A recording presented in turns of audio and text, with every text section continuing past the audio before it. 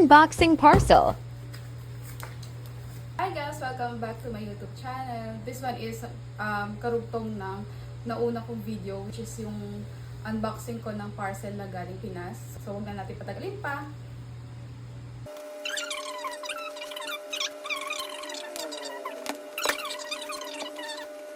Guys! Yung iba dito ay mga pangregalo ko.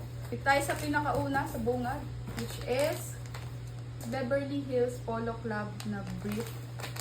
Next naman is, dito pa rin tayo sa brand na Beverly Hills Polo Club. Ito naman ay boxer brief. Size XL din. Next one is, ito na, yung iniintay ko na kulang dun sa etiquette. Pang-apat, kumpleto na tayo.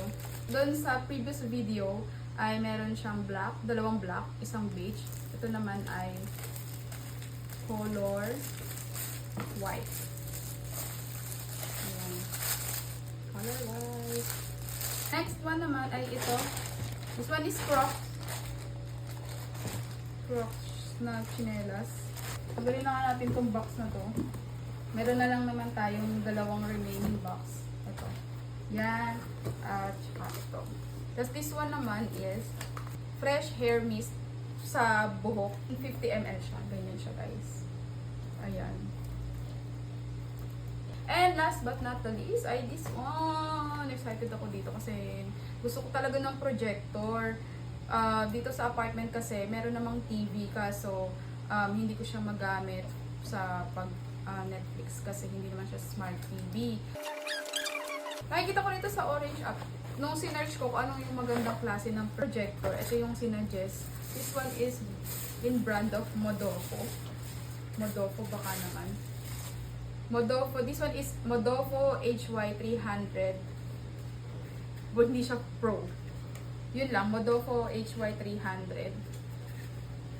At gagawin ko to na separate video kung paano siya i-set up at kung gaano ba kaganda talaga yung quality nitong brand. Ayan. Siya. Mura lang siya sa Pilipinas. Kung dito siya bibilin sa Taiwan, medyo mahal siya. Doble yung price niya. Yun. At may kasama siyang yung maliit na box na to. Ang naman niya ay manual. Tapos HDMI. Tapos remote. Ang cute ng remote. Maliit lang. Tapos yung kanyang pang-connect yung adapter niya. Para sa power source.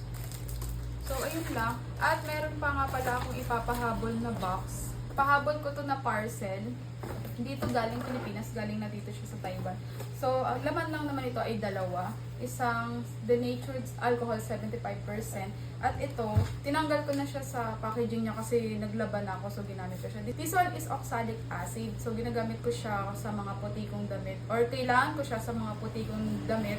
Dahil nag-yellow stain siya. Nagkakaroon kasi ako ng excessive sweat.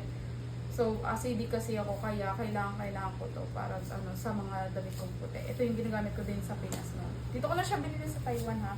1 kilogram. Ito, mura lang siya. That's it for today's video. Sana ay nag-enjoy kayo sa aking pag-unbox na naman ng mga parcel kong mga gastos ko. So, thank you for watching and I hope to see you on my next one. Bye!